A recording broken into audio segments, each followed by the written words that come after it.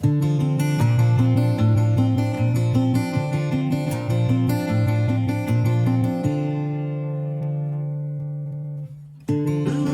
Morning युवराज।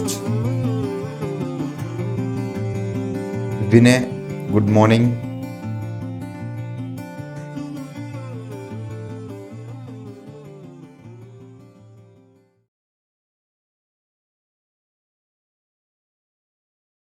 आज हम जो फाइनेंस एक्ट स्टार्ट करते हैं क्लास को। जो फाइनेंस एक्ट 20 हम जो पढ़ रहे हैं बेटा, उसमें जो अमेंडमेंट्स हैं वो हम आज कवर करेंगे इस लेक्चर के अंदर। जो भी अमेंडमेंट्स आए हैं, जो चेंजेस आए हैं चैप्टर नंबर 2 के अंदर, रेजिडेंशियल स्टेटस में जो भी चेंजेस आए हैं उन चेंजेस को हम यहाँ कवर करेंगे। तो मेरे साथ साथ ये जो नोट्स आपने बनाए हैं इनमें एक दो बातें आपको अपडेट करनी पड़ेंगी। ये जो नोट्स हैं बेटा जो हमने बनाए थे, इसी को आपको थोड़ा सा क्या करना पड़ेगा, अमेंडमेंट डालने पड़ेगा अलग से, ठीक है ना। आइए देखते हैं सबसे पहले पहला अमेंडमेंट या फिर जो अमेंडमेंट है किस तरह से है। आपको क्या करना पड़ेगा बेटा, ये जो हमने पेज नंबर 1 पे जो मैंने नोट्स लिखवाए थे आपको, उसमें जो आपका स्टेटस वाला टॉपिक मैंने बताया था उसमें आप एक काम कीजिए, एक एरो निकालिए और एक नया सेक्शन ऐड हुआ है यहाँ पर, डीम्ड एसएससी का, डीम्ड रेजिडेंट, डीम्ड रेजिडेंट। ये डीम्ड रेजिडेंट है, इसको लिखा गया है बेटा सेक्शन 6 सब सेक्शन 1A के अंदर। एक तो ये चेंज कर लीजिए, जल्दी से चेंज करो बच्चों। स्टेटस के अंदर हमने देखा था कि 4 तरीके के स्टेटस चल रहे थे आपके, इंडिविजुअल का, एचएफ का, कंपनी का और अदर का। अब एक फाइनेंस एक्ट के अंदर जो हमारा फाइनेंस एक्ट है, फाइनेंस एक्ट 2020, जो हमारे एग्जाम के लिए एप्लीकेबल है, उसमें एक चेंज आया बच्चों, और वो चेंज है 6A वाला, ठीक है। एक तो आप ये कीजिए, कर लिया बेटा आपने ये? हाँ जी सर। आगे बढ़ते हैं, और इसमें एक छोटा सा चेंजेस और भी है, वो है बेटा यहाँ पर,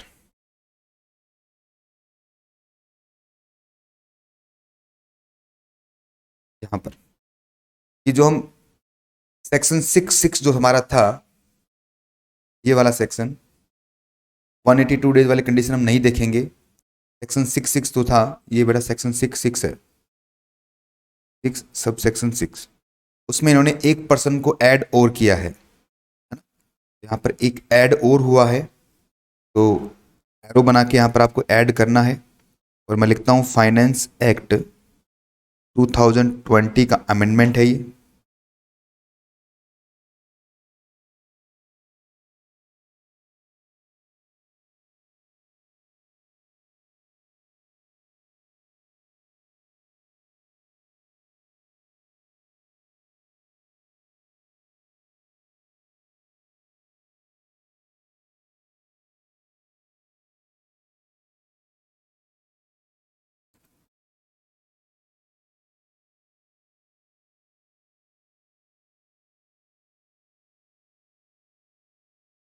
ठीक है, अमेंडमेंट क्या बोलता है उसकी बात हम करते हैं अभी,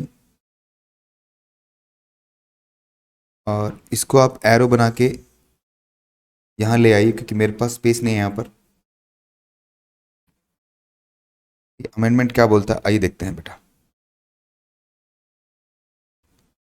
चलिए, तो एक एक्सप्लेनेशन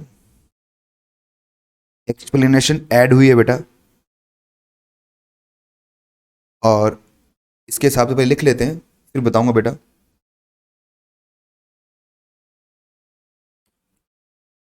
और सिटीजन ऑफ इंडिया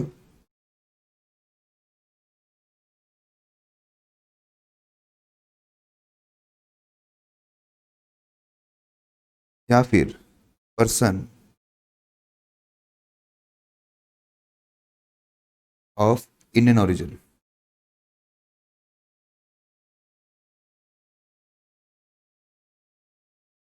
ठीक है, पर्सन ऑफ इंडियन ओरिजिन का है ये। इसमें क्या क्या बातें देखनी है बेटा? सबसे पहली बात,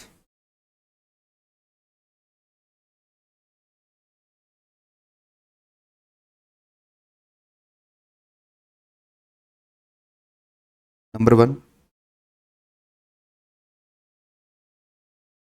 अगर कोई पर्सन सिटीजन है ऑफ इंडिया का,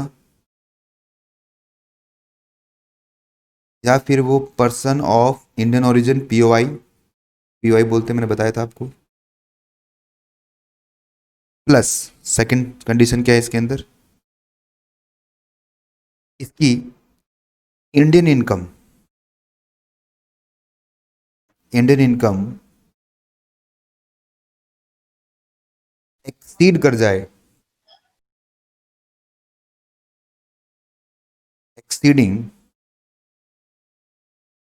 15 लाख।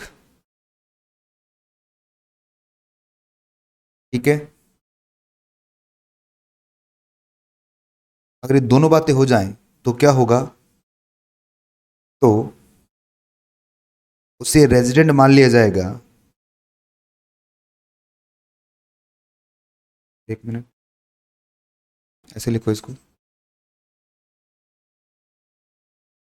अगर वो इंडिया में रहता है,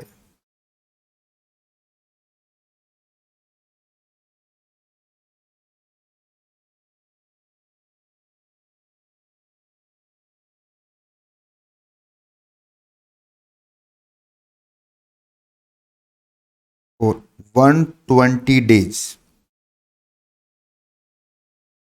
और मोर, ठीक है, और लास्ट के अंदर तो उस पर अमेंडमेंट,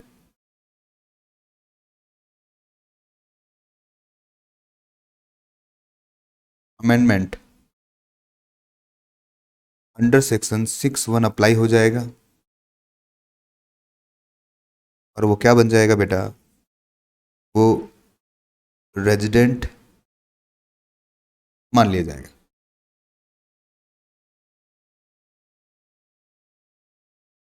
और प्रीवियस ईयर, रेजिडेंट का मतलब यहां पर क्या है बच्चा, बेसिक कंडीशन से, तब उसकी बेसिक कंडीशन पूरी मान ली जाएगी, बेसिक कंडीशन। नोट टिक लो, मैं समझा देता हूँ ये क्या है नोट।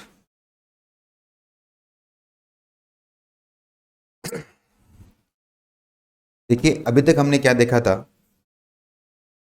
अगर कोई पर्सन इंडिया में 182 डेज और मोर स्टे करता है, या फिर 60 डेज और पिछले प्रीसीडिंग 4 ईयर में 365 डेज और मोर स्टे कर जाता है, इन दोनों में से कोई एक कंडीशन पूरी करेगा तो रेजिडेंट बन जाएगा। ठीक है, फिर हमने इसमें आगे देखा कि सर 3 ऐसे लोग हैं जिनके केस में 60 + 365 डेज वाला कंडीशन नहीं देखना, मतलब उनके लिए कौन सा कंडीशन एप्लीकेबल है, 182 डेज वाला ही कंडीशन एप्लीकेबल है। अभी 182 डेज वाला कंडीशन के 3 केस कौन से थे, पहले अगर कोई इंडियन शिप का क्रू मेंबर है, दूसरा था अगर कोई पर्सन इंडियन ओरिजिन का है, इंडियन सिटीजन है और विजिट टू इंडिया करता है, और तीसरा केस था अगर कोई इंडियन सिटीजन एम्प्लॉयमेंट के लिए इंडिया से बाहर जाता है। तो उस केस में हमें 60 डेज वाला प्लस 360 डेज वाला क्राइटेरिया नहीं देखना, डायरेक्ट किस क्राइटेरिया पे जाते हैं हम, 182 डेज वाले क्राइटेरिया पे चले जाते हैं, ये हमने देखा था। अब अमेंडमेंट क्या है ये समझिए बच्चों, अमेंडमेंट ये है बच्चों कि साहब ये जो 3 कंडीशंस हैं ये तो एज इट इज रहेंगी वैसी की वैसी, परंतु अगर कोई पर्सन इंडियन ओरिजिन का है या फिर इंडियन सिटीजन है, ठीक है बच्चों, और उसकी जो इनकम है, उसकी जो इंडियन इनकम है, अगर वो 1,50,000 सॉरी 15 लाख से एक्सीड कर जाए, और वो, तो उस केस में 182 डेज न देखकर आपको 120 डेज ही देखना पड़ेगा, मतलब वो लिमिट को थोड़ा रिड्यूस किया है। ठीक है बच्चों, और अगर उसने 120 डेज और मोर स्टे कर लिया इंडिया में तो उसे हम क्या मान लें, रेजिडेंट मान लेंगे। थोड़ा कंफ्यूजन हो रहा है सर, आइए कंफ्यूजन को दूर करता हूं आपकी मैं, और इसको हम और अलग तरीके से समझते हैं। इधर देखो फिर से, हमने 3 केस देखे थे, 3 केस कौन से थे हमारे, सबसे पहला केस था कि अगर कोई इंडियन शिप का क्रू मेंबर है,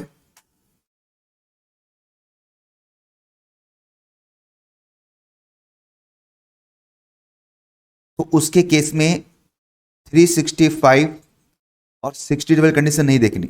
इसका मतलब ये व्यक्ति रेजिडेंट कब बनेगा, यदि 182 डेज और मोर इंडिया में स्टे करेगा। ये ऐसे का ऐसा बेटा, इसको चेंज नहीं किया गया। दूसरा केस है कि सर कोई एम्प्लॉयमेंट के लिए या फिर प्रोफेशन के लिए इंडिया के बाहर गया है, तो उस केस में वो वापस इंडिया जब आता है बेटा, वहां पर 60 प्लस 360 डेज वाली कंडीशन नहीं देखनी। मतलब वो इंडिया में आएगा तो वहां पर तभी उसको रेजिडेंट बोलेंगे हम, यदि वो 82 डेज 182 डेज और मोर इंडिया में स्टे करेगा। यह दूसरी कंडीशन। तीसरी कंडीशन थी बेटा आपकी कि अगर कोई विजिट टू इंडिया करता है, विजिट टू इंडिया, और कौन करता है विजिट टू इंडिया बेटा, दो लोग करते हैं, या तो वो है इंडियन सिटीजन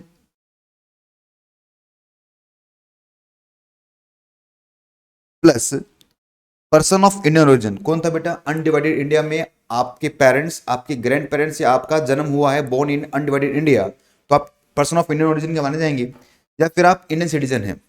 तो उस केस में भी क्या था, 182 डेज और मोर अगर आप इंडिया में स्टे करते हो तो रेजिडेंट माने जाओगे। मतलब यहां पर भी 365 प्लस 60 डेज वाला कंडीशन नहीं देखना। ये हमने पढ़ा था लास्ट क्लास तक, तो ये अभी तक लो था बेटा। अब जो नया फाइनेंस एक्ट आया है उसमें थोड़ा चेंज किया गया है। क्या चेंज किया गया, इसी बात कि साहब अगर कोई इंडियन सिटीजन है, इंडियन सिटीजन है या फिर पर्सन ऑफ इंडियन ओरिजिन है, ठीक है बच्चों, और उसकी जो इंडियन इनकम है, अभी इंडियन इनकम क्या होती है अभी बात करूंगा बेटा, मैं लिखवाऊंगा नोटिस के ऊपर इंडियन इनकम। अगर उसकी जो इंडियन इनकम है वो एक्सीड कर जाती है, एक्सीड कर जाती है कहां, कितने से, 15 लाख से, तो इस केस में 182 डेज और मोर वाली कंडीशन की जगह चेंज कर दिया गया है, और इसे क्या कर दिया गया बेटा, 182 डेज को काट कर यहां 120 डेज कर दिया गया है।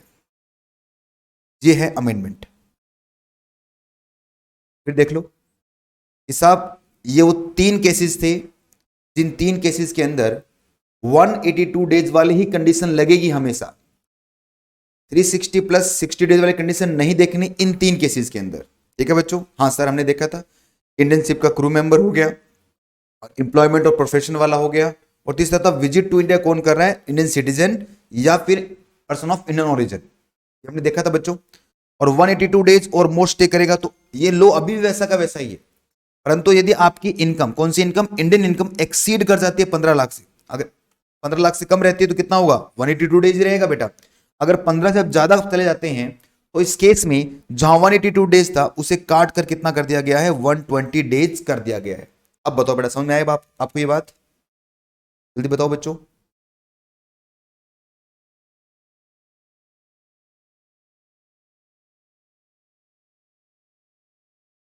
यस सर, अब देखिए, अब देखिए फिर से एक बार बड़े आराम से, क्योंकि ये बहुत बड़ा अमेंडमेंट है बेटा, एग्जाम में यहां से क्वेश्चन आ सकता है। अब देखो फिर से वही बातें बता रहा हूं आपको मैं,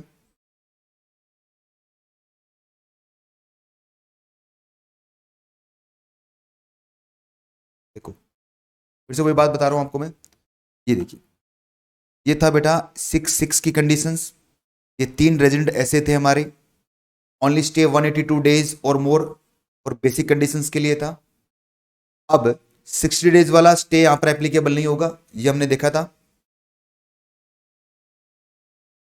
number 1, person living India for employment. Number 2, crew member of ship. Number 3, Indian citizen, person of Indian origin, visit to India. ये तीन केस था बेटा, और पर्सन ऑफ इंडियन ओरिजिन मैंने बताया था, इसका मतलब ये होता है, और यहां पर क्रू मेंबर के बारे में मैंने बताया था, ये नोट लिखवाया था।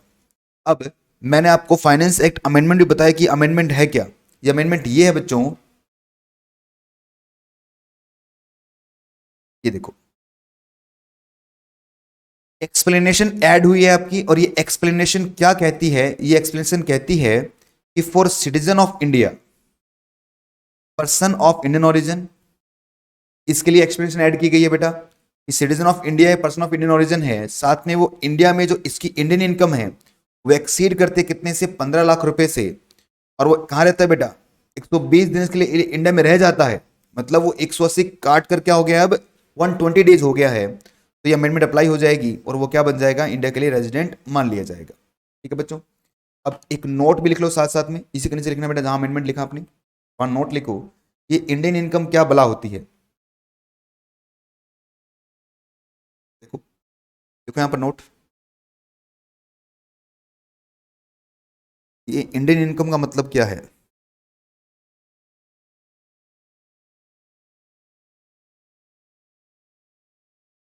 इंडियन इनकम का मतलब बेटा total income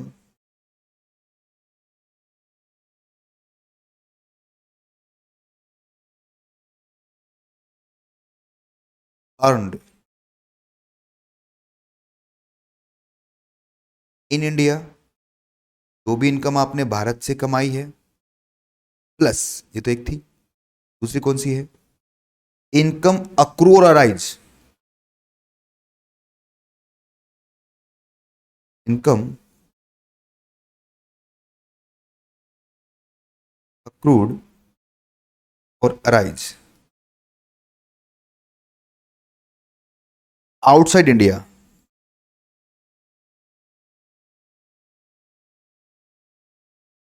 outside India from the business control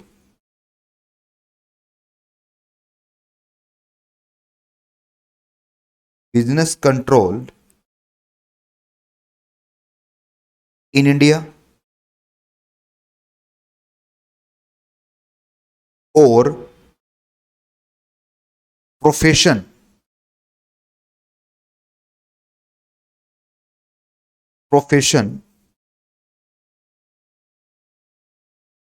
set up in India। ये दोनों इनकम को क्या बोलेंगे हम, इंडियन इनकम। पहली इनकम का मतलब क्या हुआ बेटा, कि total income on in India, कि जितनी भी इनकम आप भारत से कमाते हैं, भारत में रह के कमाते हैं या भारत से आपने कमाई है, वो इनकम क्या मानी जाएगी बेटा, आपकी इंडियन इनकम मानी जाएगी। ये तो पहली बात है, नॉर्मल सी बात है, भारत से कमाई गई इनकम क्या होती है, इंडियन इनकम होती है। दूसरी बात इसने लिखी है कि सर ऐसे कोई इनकम जो इंडिया के बाहर कमाई गई है, पर कमाने के पीछे उसका रीजन क्या था कि आपका बिजनेस या प्रोफेशन इंडिया में लगा हुआ था। फॉर एग्जाम्पल, मैं आपको एग्जाम्पल देता हूं बेटा, मैं एक चार्टर्ड अकाउंटेंट हूं और मेरा जो ऑफिस है वो भारत में, इंडिया में, जयपुर के अंदर ही है, यहां से मैं अपनी पूरी बिजनेस कर रहा हूं। और मेरे इस ऑफिस से जो मैंने इनकम कमाई, वो इनकम कमाई बेटा 10 लाख रुपए की। मेरे जयपुर वाले ऑफिस से मैंने कौन सी इनकम कमाई है, 10 लाख की। अचानक मेरे पास दुबई से कोई पर्सन था या कंपनी थी, उसका फोन आया कि साहब हमें कुछ कंसल्टेंसी चाहिए, आ जाइए दुबई। मैं दुबई गया और दुबई जाकर मैंने वहां पर उनको कंसल्टेंसी दिया और वहां से मैंने 2 लाख की इनकम कमा ली। ठीक है बच्चों, तो ये इनकम मुझे बताओ बेटा मिली कहां से है, दुबई से मिली है, ये मिली मुझे दुबई से है। पर ये जो इनकम मैंने कमाई है, ये किस वजह से कमाई, क्योंकि बेटा मेरा ऑफिस कहां था, इंडिया में था। तो ऐसी कोई इनकम जिसका रिलेशन कहां है, कंट्रोल कहां हो रहा है, इंडिया में हो रहा है, या ऐसा कोई प्रोफेशन जिसका सेटअप कहां पर है, इंडिया में सेटअप है, तो इस इनकम को भी हम क्या बोलेंगे, इंडियन इनकम कहेंगे। देखो ये जो 10 लाख है, ये किस में कवर हो रहा है, ये पॉइंट नंबर 1 में कवर हो रहा है। और इसके बाद ये जो अगला आपका, ये जो अगला आपको नजर आ रहा है बेटा, कौन से वाला, ये वाला, ये कौन सी इनकम है बेटा, ये है सेकंड वाली इनकम। ठीक है बच्चों, और इसको हम डिटेल में आगे भी पढ़ने वाले हैं। तो फिलहाल ये पूरा नोट मैंने बनवाया है ताकि कोई तकलीफ ना हो आपको। ये अभी आपके जो मॉड्यूल है सीएमए के अपडेट नहीं हुए हैं बेटा, तो इसको नोट करना ही पड़ेगा आपको। हाँ जी बच्चा। सर दोनों कंडीशंस पूरी होनी जरूरी है, दोनों में, दोनों कंडीशंस पूरी होनी जरूरी है कि बिल्कुल इनकम भी अर्न करी हो और दूसरी वाली भी। नहीं नहीं, ऐसे जरूरी नहीं है बच्चों। अगर आपके पास सारी इनकम इंडिया की है, 15 लाख से ऊपर है, तो भी आप इसमें फॉल हो जाएंगे। या फिर आपके पास ऐसी कोई इनकम है जो इंडिया के बाहर से आपने कमाई है, पर उसका बिजनेस या प्रोफेशन इंडिया में है, तो भी आप हो जाओगे। या दोनों का मिक्सर भी चलेगा, ऐसा कुछ नहीं कि अलग अलग दोनों इनकम होनी चाहिए। प्लस का मतलब यहां पर ये नहीं है बच्चा, प्लस का मतलब यहां पर है ये दोनों इनकम इंडियन इनकम मानी जाती है।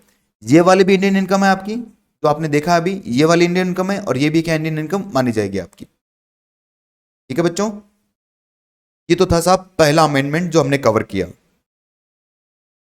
आइए इसके बाद सब चीजें सेम हैं, वैसे का वैसा ही है बेटा, कोई अलग नहीं है। ठीक है, और एक नया सेक्शन और ऐड हुआ है जो मैं अब लिखवा रहा हूं आपको। अब लिखिए बेटा आप नया सेक्शन।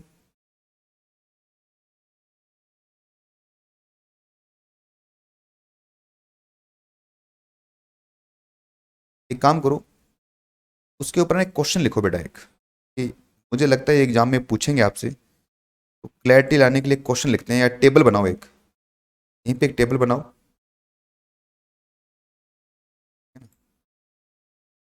आप एक टेबल बनाओ ताकि आप इस पे और क्लैरिटी आए आप पे।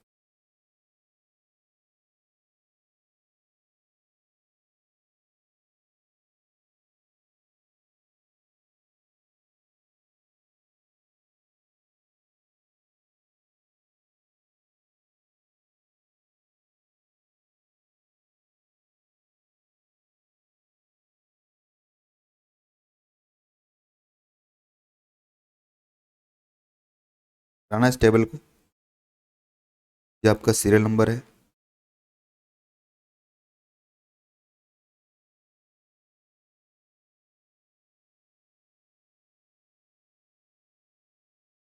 ठीक है, हाँ लिखना बेटा, citizen of India public POI। दिख रहा है क्या आपको? बड़ा करूं क्या इसको? थोड़ा थोड़ा बड़ा कर देता हूँ।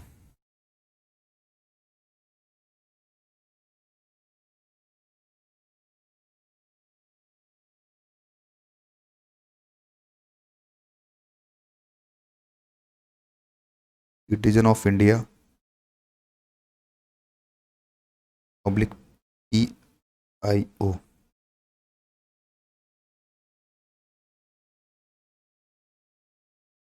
दूसरे केस में लिखना Indian income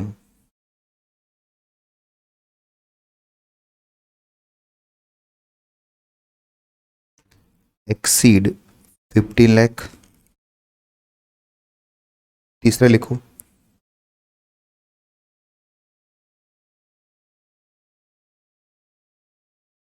residing in India 120 days or more।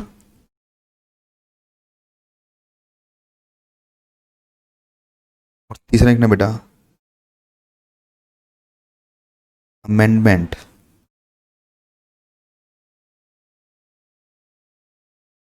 Applicable और नॉट,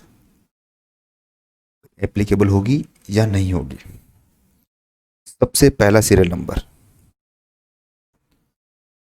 साहब आप इंडियन सिटीजन हैं, यस। आपकी इनकम 15 लाख से एक्सीड कर रही है, यस। आप इंडिया में 120 दिन से ऊपर रुक रहे हैं, यस। तो ये एप्लीकेशन मतलब ये अमेंडमेंट आप पर अप्लाई हो जाएगा। ठीक है, पॉइंट नंबर 2,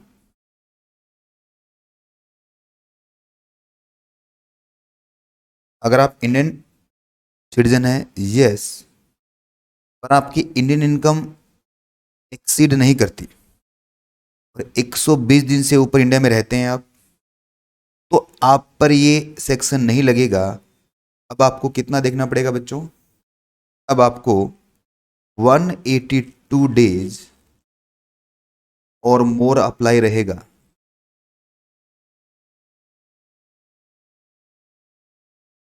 मतलब अमेंडमेंट में कवर आप नहीं होंगे। पॉइंट नंबर 3, आप एक इंडियन ओरिजिन हैं, यस। आपकी इनकम 15 लाख से ज्यादा है, यस। परंतु आपने इंडिया में 120 दिन से ऊपर नहीं रुके आप, तो भी ये सेक्शन अप्लाई नहीं होगा अभी भी। 182 डेज और मोर वाली कंडीशन रहेगी। इस केस में आप क्या हो जाएंगे, नॉन रेजिडेंट। ये केस, इस केस में क्या रहेंगे आप, नॉन रेजिडेंट, क्योंकि आप 120 दिन से ऊपर इंडिया में रह ही नहीं रहे। अगर आप 120 दिन से ऊपर नहीं रह रहे, इसका मतलब क्या हो गया, आप सीधा नॉन रेजिडेंट है। ऊपर वाले में नॉन रेजिडेंट क्यों नहीं लिखा मैंने, क्योंकि 120 दिन से ऊपर हैं। 120 दिन से ऊपर है तो 182 भी तो हो सकता है। हाँ सर, अगला देखते हैं, नेक्स्ट।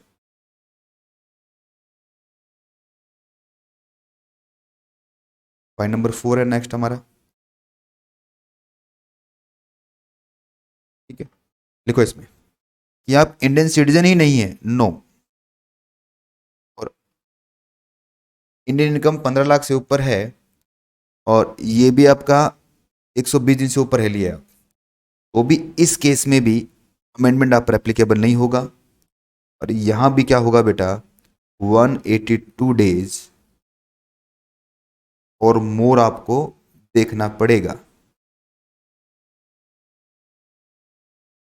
ये जो एग्जांपल है इससे आपको क्लैरिटी आएगी कि सर अमेंडमेंट एक्चुअल में है कहाँ। जब भी आप रिवीजन करें एग्जांपल के साथ रिवीजन करना, तो आपको क्लैरिटी रहेगी कि सर एक्चुअल में आपका अमेंडमेंट है कहाँ।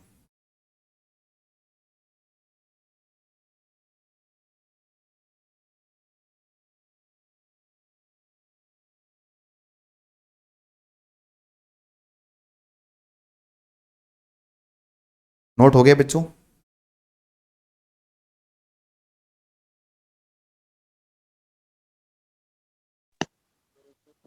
वापस बताना ना।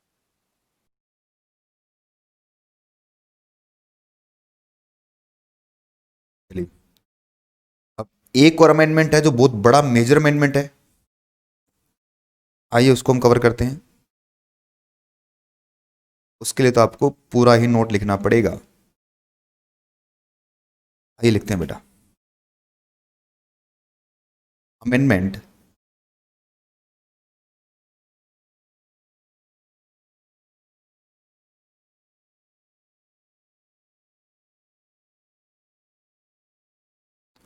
Finance act 2020 under section 6 sub section 6A, इसको नाम दिया गया बेटा deemed resident. Deemed resident,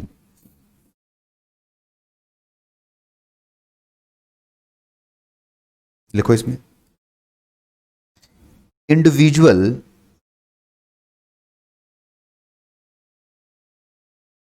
individual deemed to be resident in India, deemed to be resident in India, उस इंडिविजुअल को भारत का रेजिडेंट मान लिया जाएगा। कब माना जाएगा, इफ, पहली बात, सच इंडिविजुअल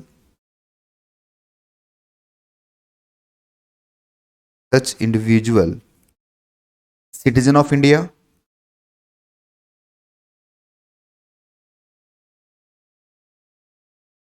वो इंडिविजुअल क्या है बेटा, सिटीजन ऑफ इंडिया है।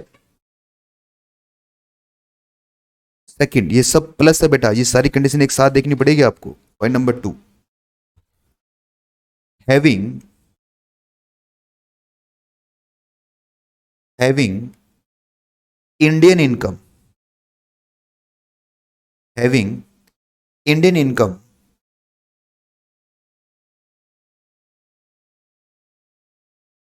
एक्सीडिंग ₹50 लाख। ठीक है, 15 लाख से ऊपर आपकी इनकम है, plus plus point number 3, tax payer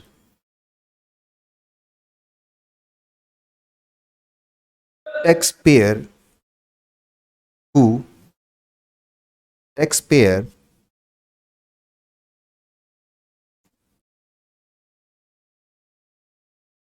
who do not become taxpayer who do not become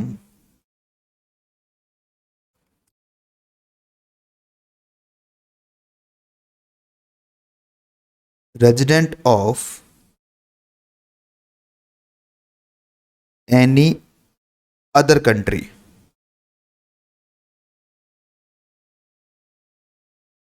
ठीक है, taxpayer who does not become resident of any other country, और साथ में लिखा हुआ है पॉइंट नंबर 4 में इंडिविजुअल, नहीं इसको और लिखो बेटा, और लिखो यहां पर, और मतलब ये पॉइंट नंबर 3 का ही पॉइंट है। Individual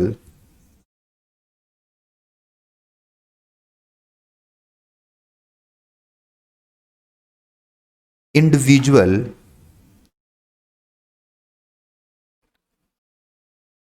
residing in tax haven country। Sir ये टैक्स हेवन कंट्रीज कौन सी होती है? सर वो कंट्री जहां पर टैक्स लगता नहीं, जैसे यूएई की कुछ, ओमान हो गया आपका, दुबई वगैरह है, वहां पर अगर आपने डायरेक्ट इनकम कमाई है, डायरेक्ट टैक्स की कोई इनकम कमाई है, वहां पे टैक्स नहीं लगेगा। हालांकि वहां पर अभी जीएसटी वगैरह तो है दुबई वगैरह में, परंतु ऐसी कंट्री जहां पर टैक्स हेवन कंट्री है, जहां पर टैक्स नहीं लगता इनकम के ऊपर, तो इस केस में वो क्या बन जाएगा बेटा? इस केस में वो रेजिडेंट मान लिया जाएगा। कौन सा रेजिडेंट माना जाएगा ये बताता हूं आपको मैं। इस केस के अंदर वो हमेशा कौन सा रेजिडेंट माना जाएगा?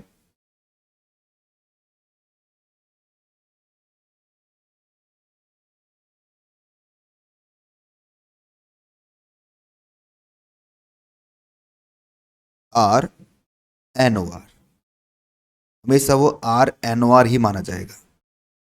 ठीक है बच्चों, रेजिडेंट आर ओ आर नहीं होगा, ये आर एन ओ आर रहेगा। इसका मतलब ये जो मैंने इंडियन इनकम लिखा है इसका डेफिनेशन सेम है, सिर्फ उसकी इंडियन इनकम टैक्सेबल होगी। तो यहां पर मीनिंग लिख लेते हैं बेटा, इंडियन इनकम का मतलब क्या है फिर से?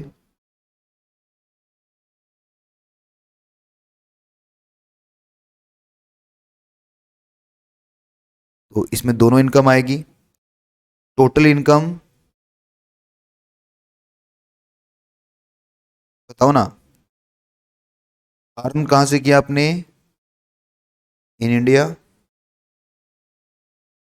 ऐसी कोई टोटल इनकम जो आपने इंडिया से अर्न की है, प्लस सेकंड पॉइंट में क्या आएगा कि sir income earn outside India, earn को हम बोलेंगे अक्रू।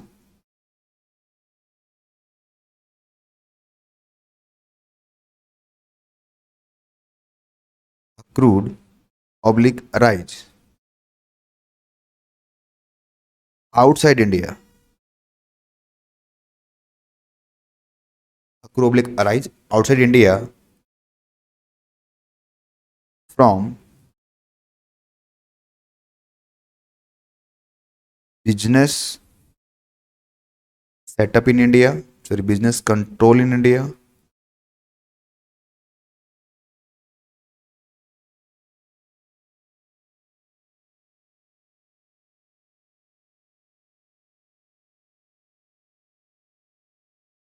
और प्रोफेशन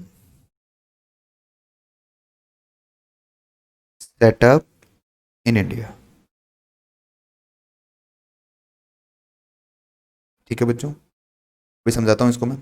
अब इसके ऊपर एक बहुत ही शानदार सा नोट लिखो बेटा, ये नोट मोस्ट मोस्ट इंपॉर्टेंट है, मोस्ट इंपॉर्टेंट नोट है बेटा ये नोट है क्या? Even if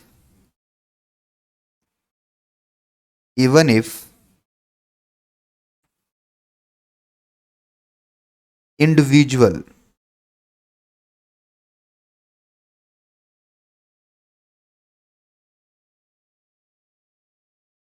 don't come to India, कभी नहीं आया इंडिया में, for a single day,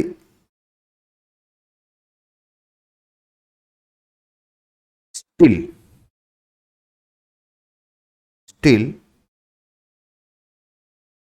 you will fall under, you will fall under this category.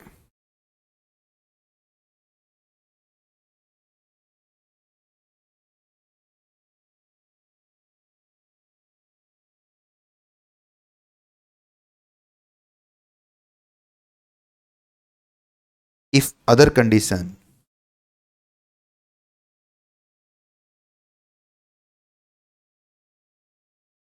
are fulfilled, अगर बाकी कंडीशन आपने फुलफिल कर दी है तो अब समझो बच्चा, ये पॉइंट हमें बताता क्या है, ये समझो बच्चा। इस पॉइंट में हमने देखा कि सर एक नया सेक्शन ऐड हुआ है, रिपीट कर रहा हूं सारा मैं, एक नया सेक्शन ऐड हुआ है बच्चों, और ये सेक्शन है कौन सा, जो नया सेक्शन है ये सेक्शन है क्या,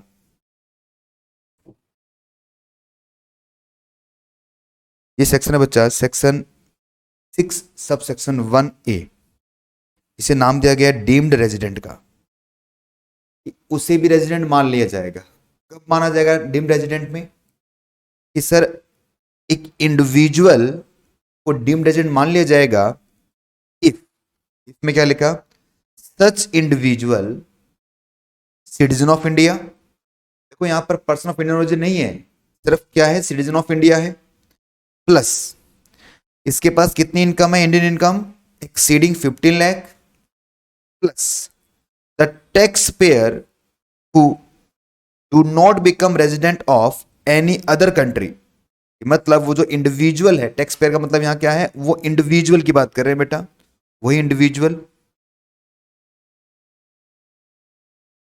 अगर उसके पास वो किसी दूसरी कंट्री का रेजिडेंट नहीं है, ठीक है बच्चों, किसी भी दूसरी कंट्री का रेजिडेंट नहीं है, तो इस केस में क्या करेंगे कि या फिर वो ऐसी कंट्री में रहता है जो टैक्स हेवन कंट्रीज है, तो उसकी जो इंडियन इनकम है बच्चों, उसकी जो इंडियन इनकम है, अगर वो 15 लाख से एक्सीड कर जाए तो उसे रेजिडेंट मानेंगे, और कौन सा रेजिडेंट, RNOR कह देंगे। अब आपके दिमाग में आ रहा होगा सर ये कौन से लोग होते होंगे, सोचिए बेटा, आज तक होता क्या था, प्रैक्टिकली बताता हूं आपको मैं, कि जो लोग दुबई में ओमान में काम करते थे, ठीक है, इंडिया में वो नहीं आते थे, या आते थे तो देखते ध्यान रखते थे कि 182 दिन से कम इंडिया में रहे हम, क्योंकि अगर वो 182 दिन से कम इंडिया में रहेंगे तो केवल और केवल उसकी इंडियन इनकम टैक्स वालों वो नॉन रेजिडेंट बन जाएंगे डायरेक्ट। अब गवर्नमेंट ने उन लोगों को पकड़ा कि साहब ऐसे व्यक्ति जो इंडिया के बाहर हैं और पैसा कमा रहे हैं, या टैक्स हैविंग कंट्री के अंदर रह रहे हैं वो, और वो किसी दूसरी कंट्री रेजिडेंट नहीं है। सर कैसे, जैसे 100 दिन तो इंडिया में रह गए, वो 100 दिन ब्रिटेन में रह गए, 100 दिन ओमान में रह गए, इस तरह से वो घूम घूम रहे हैं बेटा। तो ऐसे लोग क्या करते हैं, घूम घूम के हर जगह अपनी इनकम को बचा लेते हैं, टैक्स बचा लेते हैं। तो गवर्नमेंट ने उन लोगों को पकड़ा कि साहब अगर आप किसी दूसरे कंट्री के क्या नहीं है, रेजिडेंट नहीं है, किसी भी कंट्री रेजिडेंट नहीं, क्योंकि आपने सभी कंट्री से बाहर निकल गए, या फिर आप ऐसी कंट्री में रहते हैं जहां पर टैक्स हेवन चल रहा है, ठीक है, तो अगर आपकी इंडियन इनकम 15 लाख से ऊपर है तो हम आपको RNOR मान लेंगे, मतलब उन्हें भी क्या मान लेंगे, रेजिडेंट मान लेंगे, नॉन रेजिडेंट कैटेगरी में नहीं लाने देंगे। ठीक है बच्चों, चलो नोट कर लिया आप लोगों ने ये।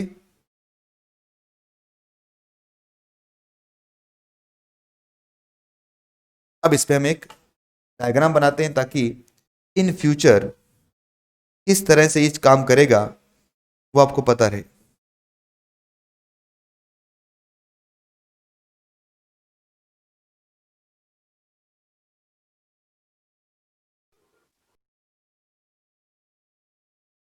जी हो गया ना।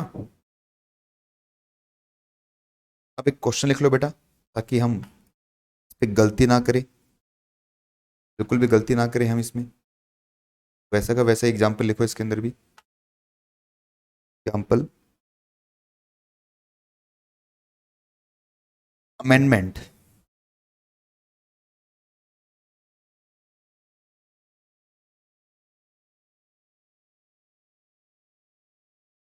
Under status,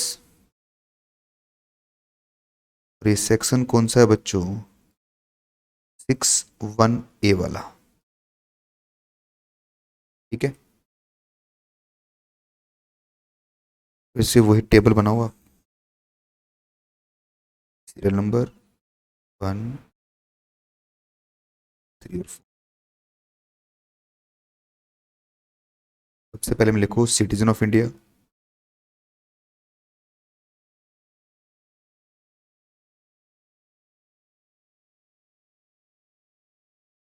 citizen of India. Second में लिखो इंडियन इनकम,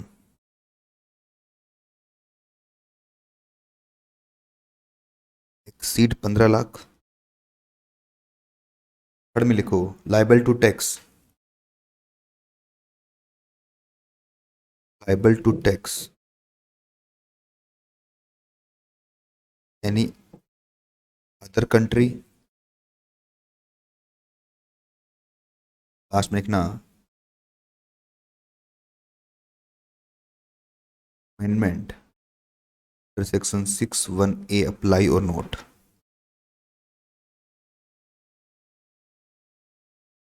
अप्लाई होगा या नहीं होगा?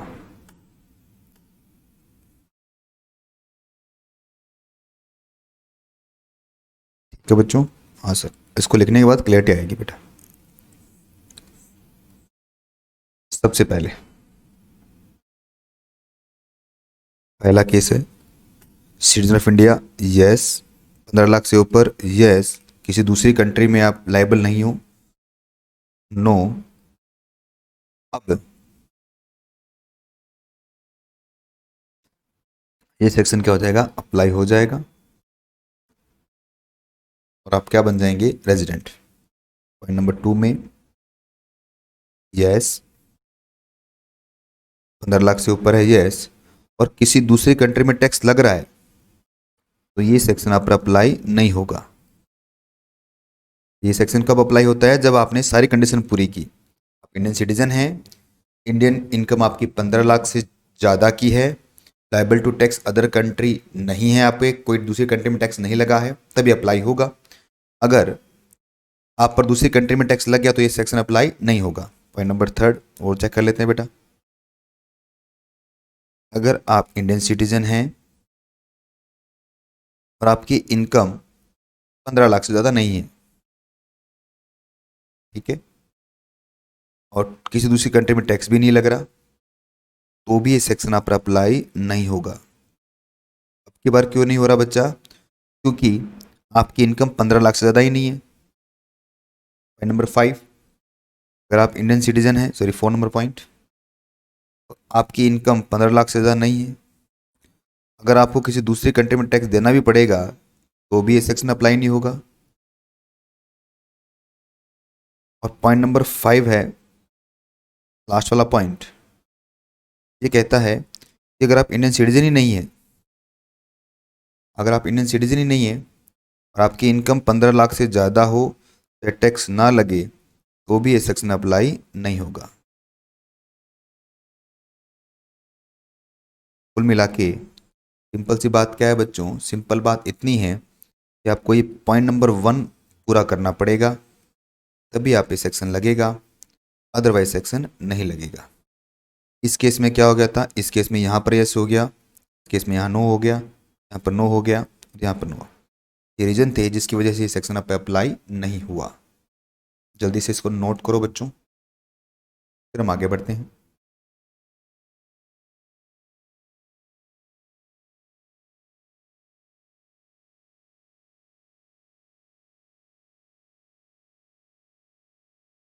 पूरा विद एग्जाम्पल मैंने आपको ये समझा दिया अमेंडमेंट, किस तरह से अमेंडमेंट चल रहा है ये। विद एग्जाम्पल मैंने आपको बताया बच्चों ये, ठीक है।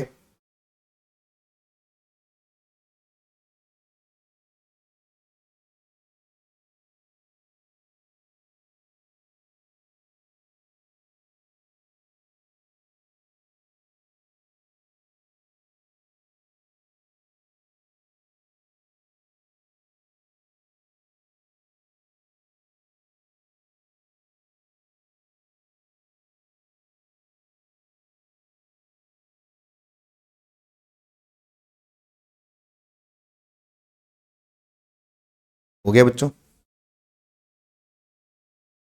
चलिए आगे बढ़ते हैं हम। और अब हम इनकम कैलकुलेट करना सीखेंगे बेटा, ठीक है। तो एक छोटा सा डायग्राम बना लो और इसके बेस पर हम सारी इनकम कैलकुलेट करना सीख लेंगे। टाइम 10 मिनट बचे हैं तो बना लेते हैं डायग्राम।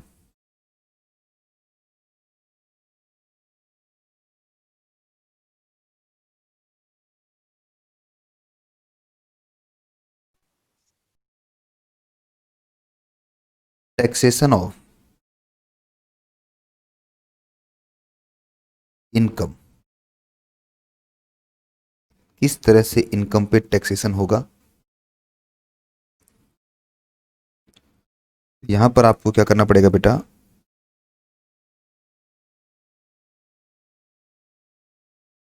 ये लो साहब, पहले केस में आपको ROR लिखना पड़ेगा, दूसरे में RNOR लिखना पड़ेगा और तीसरे में NR लिखना पड़ेगा। भाई ये आपके 4 लोग हैं, ठीक है। हाँ सर ठीक है। इनकम कौन कौन सी है आपकी, देखिए मोस्ट इंपॉर्टेंट है एग्जाम पॉइंट ऑफ व्यू से। सबसे पहले इनकम, ध्यान से लिखना इसको है, गलती मत कर देना। इनकम रिसीव्ड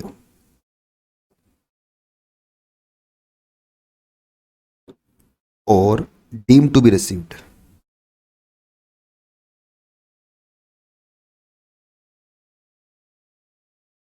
रिसीव्ड और deem to be received in India, in India. ये होगी पहली टाइप की इनकम आपकी। अब आई दूसरी टाइप की इनकम में, मैं कहा इंक चेंज करता रहता हूं ताकि पता रहे आपको। ये सेकंड टाइप की, ठीक है। सेकंड इनकम लिखो बेटा, इनकम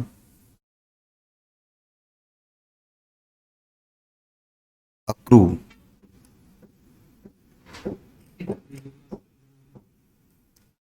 अक्रू और arise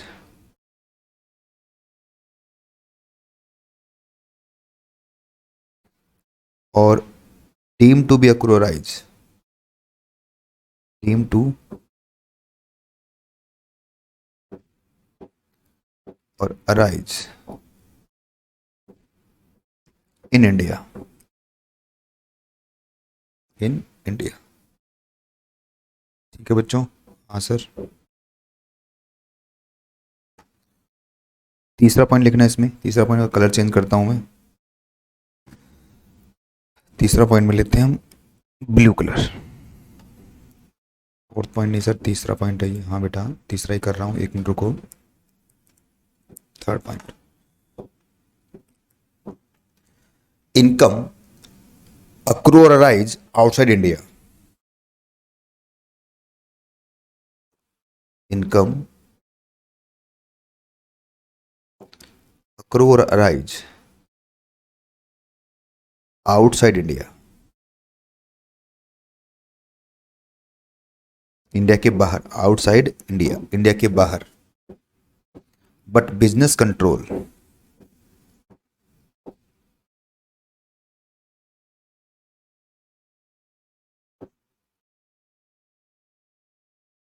but business control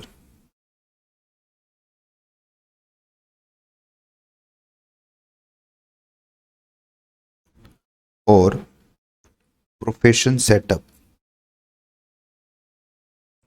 in India, ठीक है। हाँ,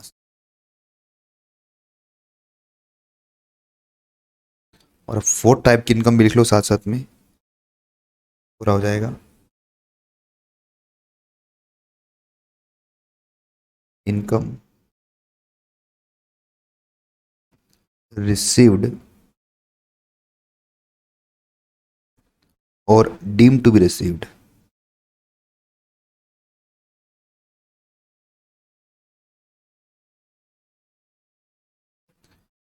आउटसाइड इंडिया।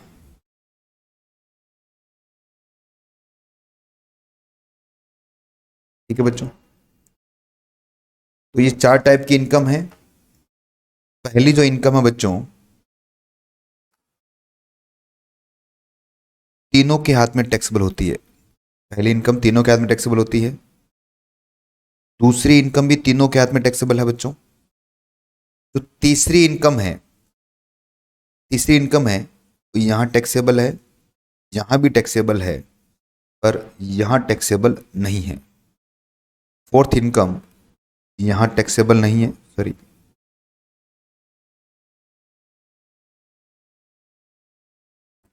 यहां तो टैक्सेबल है पर यहां टैक्सेबल नहीं है। ठीक है बच्चों, और एक छोटा सा नोट यहां लिख लो इसके नीचे, even if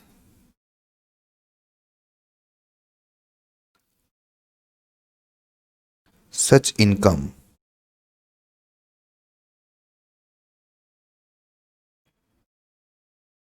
not received in India।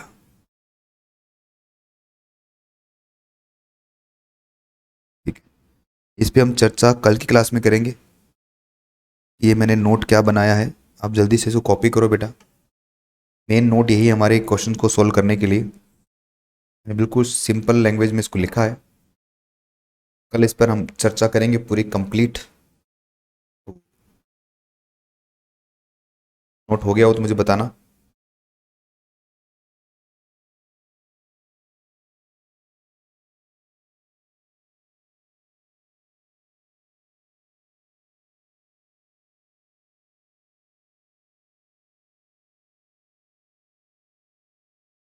Yes sir, चलिए आज के लिए यहीं तक अपनी सभा को रखते हैं। मिलते हैं अगली क्लास के अंदर, तब तक के लिए बाय बच्चों। अमेंडमेंट पढ़ना जरूर, एग्जाम पे कल क्वेश्चन भी करेंगे इसके ऊपर अपन। तो आज के लिए इतना ही, बाय।